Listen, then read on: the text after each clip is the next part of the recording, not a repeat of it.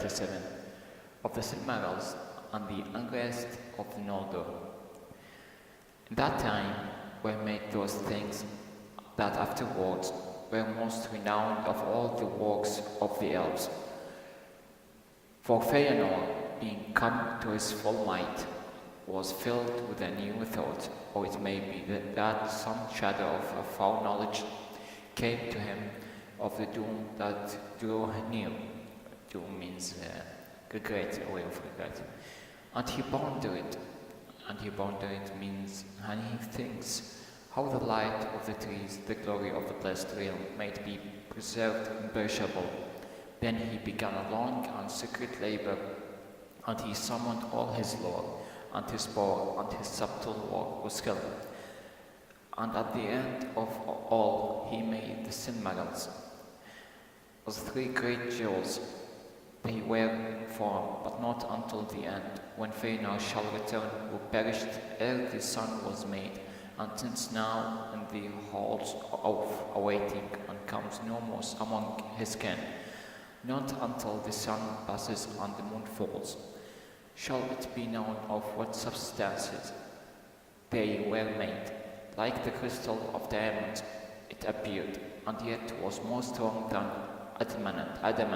Adamant means more bold, or refuses to be broken by, so that no violence could mar it or break it within the kingdom of Arda.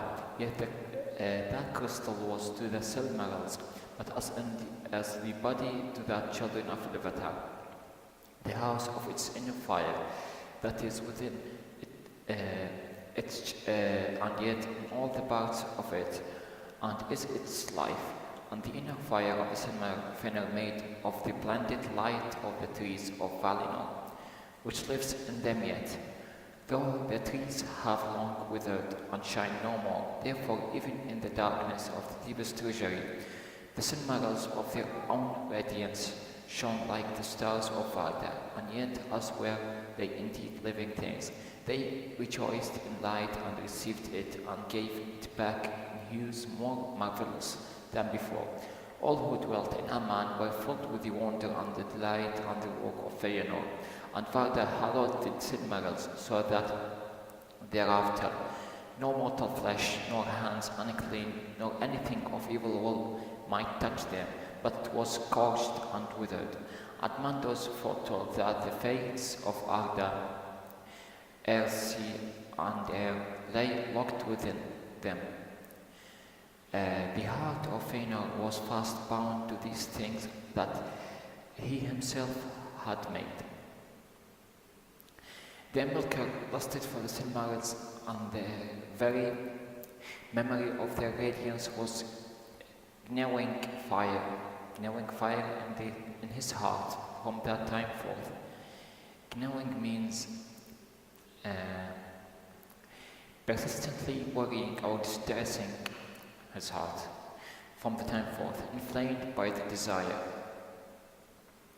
He sought ever more eagerly how he should destroy Feanor and end the friendship of the Valar and the Elves, but he dissembled his purpose with cunning, and nothing of his malice could yet be seen in the semblance. Semblance means the appearance that he wore. Long was he at work, and slow at first, and barren was his labor. Barren means useless or infertile.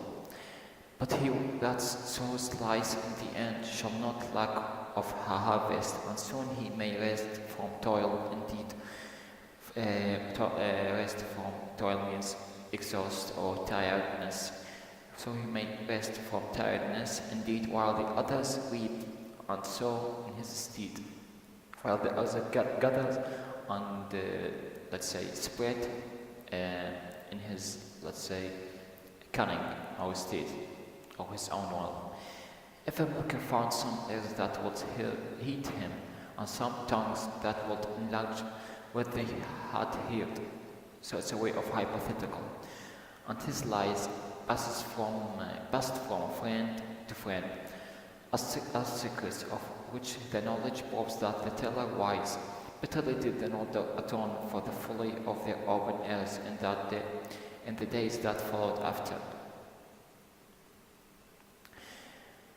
When he saw that many leaned towards him, Melkor would often walk among them, and amid his fair words others were woven so subtly that many who heard them believed in recollection that they arose from their own thoughts. Recollection means recall or memorizing. They believed in a memorizing or memory that they arose from their own thought, visions he would conjure in their hearts of the mighty realms that they could have ruled at their own will, in power and freedom in the east, and the whispers went abroad the Valar had brought the Eldar to a man because of their jealousy, fearing that the beauty of the Quenya and the Maker's power that Al-Attar had bequeathed to them, the power that Al-Attar had ingrained to them or inherited to them, would grow too greatly for the Valar to govern, as the elves waxed and spread over the wide lands of the world. In those days, moreover, though the Valar knew indeed of the coming of men that were to be, the elves as yet knew nothing, not of it, for Manwë had not revealed it to them. But Melkor spoke to them in secret of mortal men, seeing how the silence of the Valar might be twisted to evil. Little he knew concerning men, for engrossed with his own thought in the music he had, for an absorption he had with his own thought he had in the music he had paid small heed to the third theme of Al-Attar. But now the whisper went among the elves that Manwë held them captive, so that man might come and supplant them. Supplant meant supersede them or remove them from their, government or sovereignty in the kingdoms of Middle-earth, or replace them. For the Valar saw that they might more easily sway this short-lived and weaker race, defrauding the elves. Defrauding means obtained by deception, obtaining them, those race elves of the inheritance of Al-Attar by deception. Small truth was there in this, and little have the Valar ever prevailed to sway the wills of men. Ever prevailed means ever dominate or face to sway the wills of men, because they didn't know much of them on their place. But many of the Noldor believed or half believed the evil words. Thus, ere the Valar were aware, the beast of Valinor was poisoned. The Noldor began to murmur against them. Murmur, talking silently and indistinct voice, so it wouldn't be heard by others. And when he became filled with pride, forgetting how much of what they had and knew came to them in a gift from the Valar, fiercest burned the new flame. Ferocious burned the new flame of desire for freedom and wider realms in the eager heart of Fëanor. And Melkor loved in his secrecy, for to that mark he lies and been addressed, hating Fëanor above all, and lusting ever for the Silmarils, but these he was not suffered to approach, for though he had great feast, Fëanor would wear them, placing on his brow. Brow means the forehead.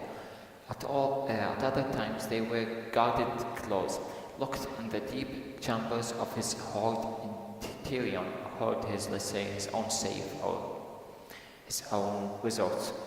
For Fëanor began to love the Silmarils with a greedy love, and grudged the sight of them to all, save or except to his father and his 7 sons.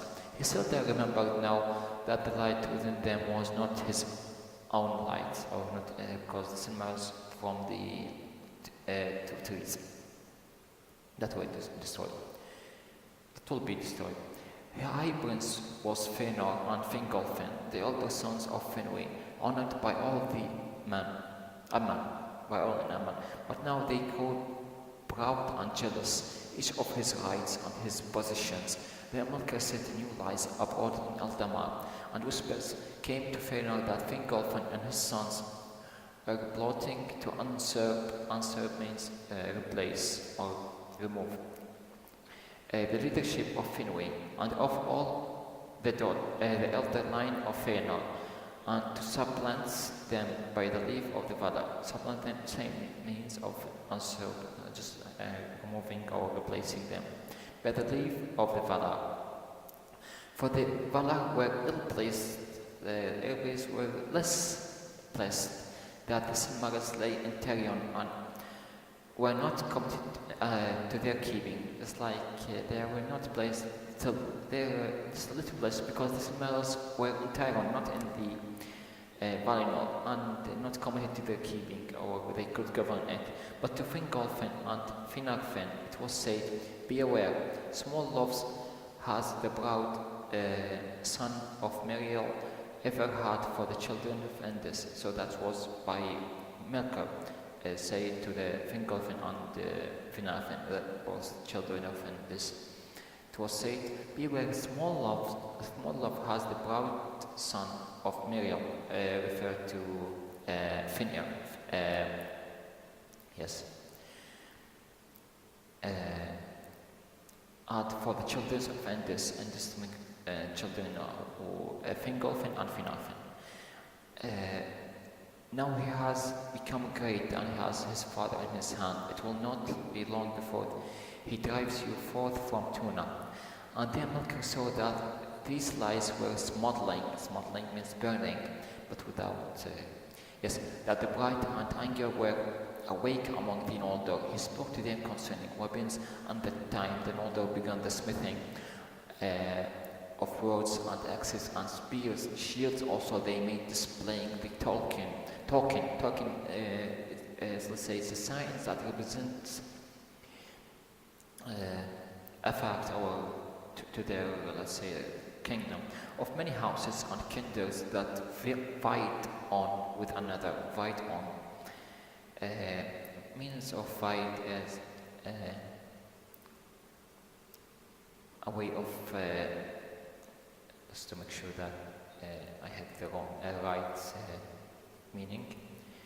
Fight means combat with each other, with the kindred, with the another. And this only they wore abroad, and of their other weapons they did not speak, for each believed that he alone had received the warning. And Fëanor made a secret forge, of which not even Melkor was aware, and there he timbered, let's say, smith or make fell swords for himself and for his sons.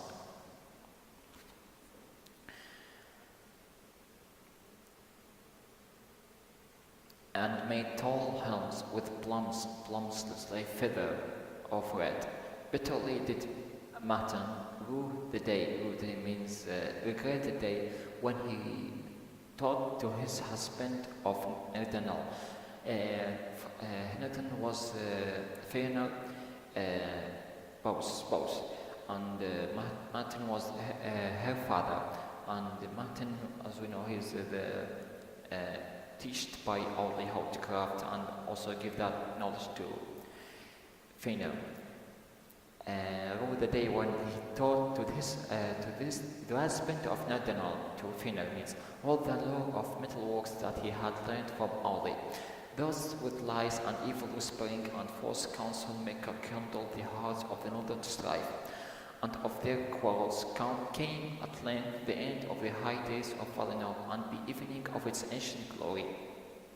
For Fëanor now began openly to speak words of rebellion against the Valar, crying aloud that he would depart from Valinor back to the world without, and would deliver the Noldor from thraldom if they would follow him. Then there was a great unrest in Tarion, and Finwë was troubled, and he summoned all lords to council. But Fingolfin hastened to his halls and stood before him, saying, "King and father, although means will you not restrain the pride of our brother Finwë, who is called the Spirit of Fire, truly?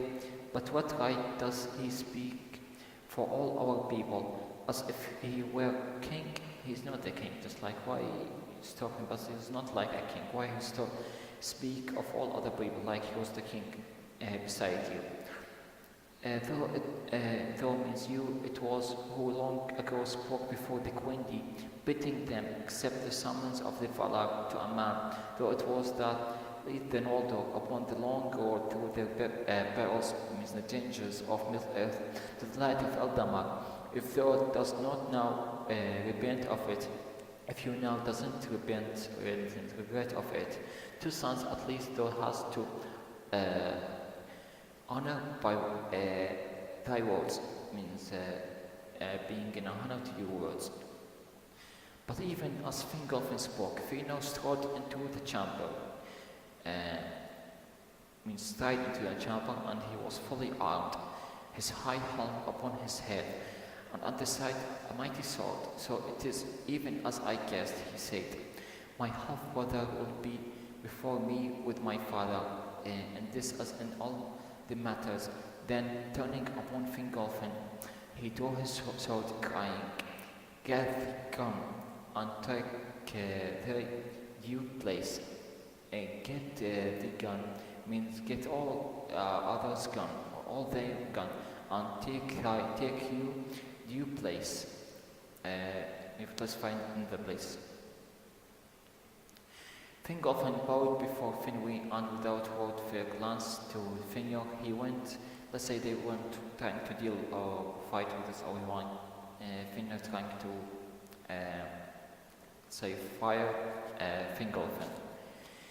Fingolfin bowed before Finwë, before his father, and without word or glance to Fëanor, without a glimpse or without looking to Fëanor, he went from the chamber, but Fëanor followed him. Under the door of the king's house, he stayed him. As this means, he followed him, and he surpassed him, and at the end of the doors he stood before him, and stayed him. And the point of his bright sword at his against Fingolfin's breast. See, half-brother, he said, this is sharper than my tongue. Than thy tongue, your tongue. Try but once more to usurp my place, to remove my place, or to supersede my place, and the love of my father, and maybe it will rid the Noldor of one who seeks to be the master of thralls, master of the servants. So just like warning him that he will, that to threaten him, that he will kill him if he speak again or want to be the master. These words were heard by many, for the house of Finwë was in the great square beneath the mountain. But again Fingolfin made no answer, and passing through the tongues in silence. Passing through the tongues in silence, went to seek Finarfin, his brother.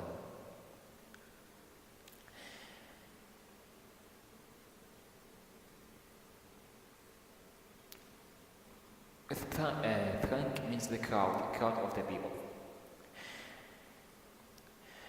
Now the unrest of the Noldor was not indeed hidden from the Valar, but its seeds has been sown in dark, and therefore since Fëanor he first spoke openly against him, they judged that he was the mover of discontent, being eminent, means being brilliant in self-will and arrogance.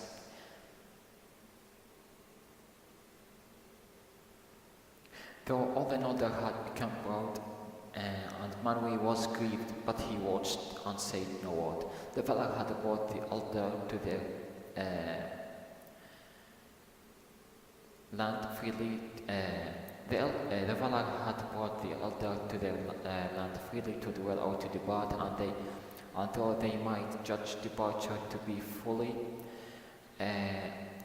they might not restrain them from it. But now the deeds of Fëanor could not be passed over, and the Valar was angered and dismayed, and he was summoned to appear before them at the gates of Valinor, to answer for all his words and deeds. There also were summoned all others who had any part in this matter or any knowledge of it, and Fëanor, standing before Mandos in the ring of doom, was commanded to answer that was asked of him. Then at last the road was laid bare. Laid bare means revealed or unfolded, and the malice of Melkor revealed, and straightway Tulkas left the council to lay hands upon him and bring him.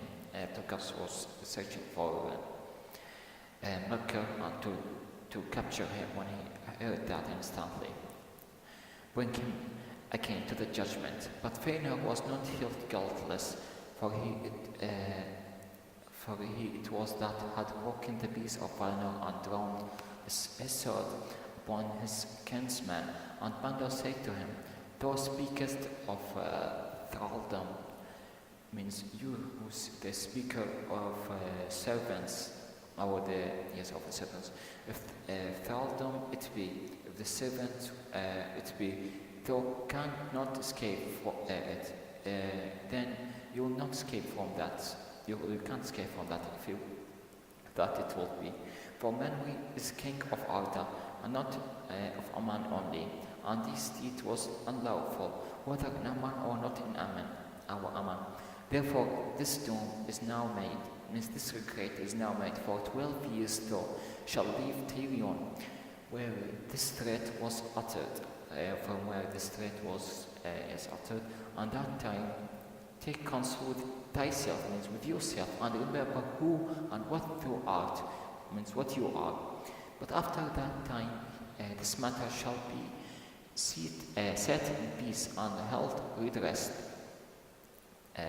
Redressed means remedy or get rid of it. Well, let's say fix it. If others will release thee, or if others will release you. Then Fingolfin said, "I will release my brother." But Fëanor spoke no word in answer, standing silent before the Valar. Then he turned and left the council and departed from Valmar. With him into punishment went his 7 sons. At northward in Valinor they made a strong place and treasury in their hills, and there at Faminos a multitude of gems were laid in hoards, and weapons also, and the Silmarils were shut in chamber of iron. There also came Finwë the king, because of the love that he bore to Fëanor, and Fingolfin ruled the Noldor in Tirion. Thus the lies of Melkor were made true and seeming, though Fëanor by his own deeds had brought this thing to pass, and the bitterness that Melkor had sown endured, ignored, and lived still long afterwards between the sons of Fingolfin and Fëanor. Now Melkor, knowing that his devices had been revealed, hid himself and passed from place to place as a cloud in the hills.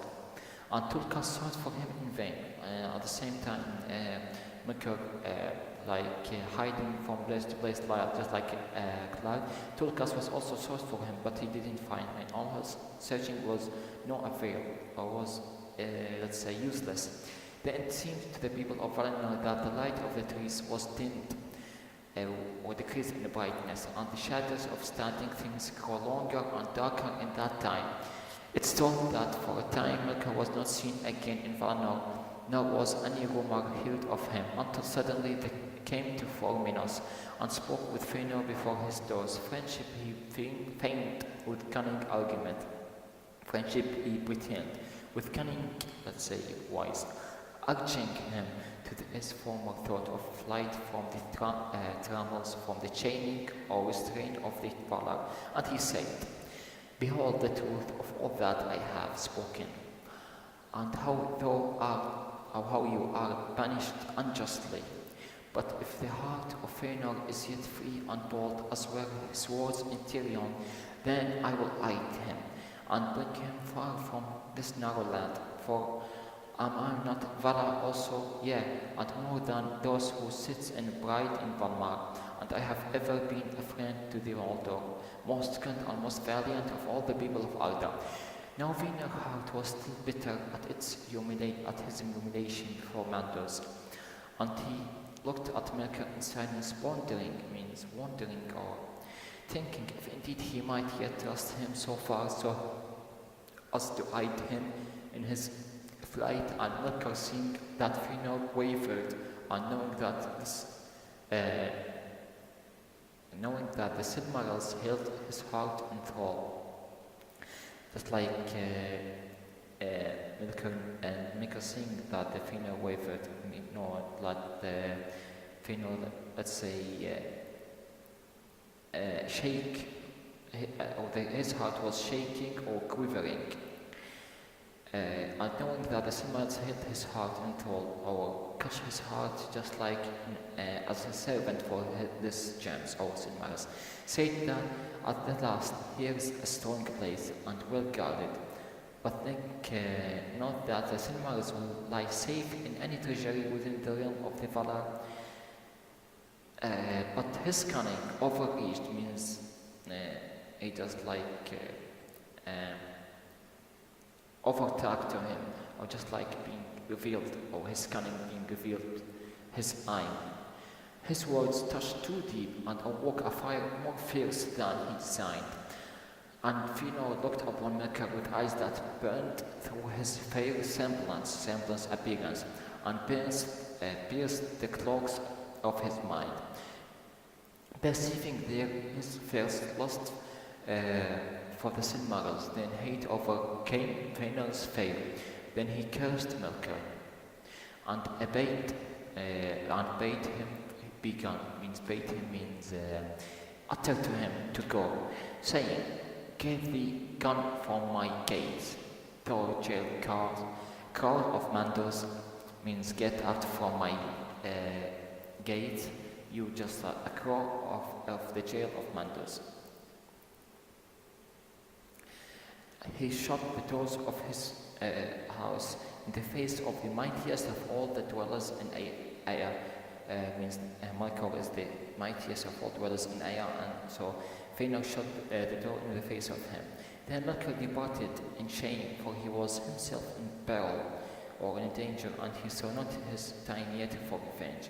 But his heart was black with anger, and Valinor was filled with great fear, and in haste he sent messengers to Manwë and Valinor. Now the Valar were sitting on council before their messengers came from Forminos.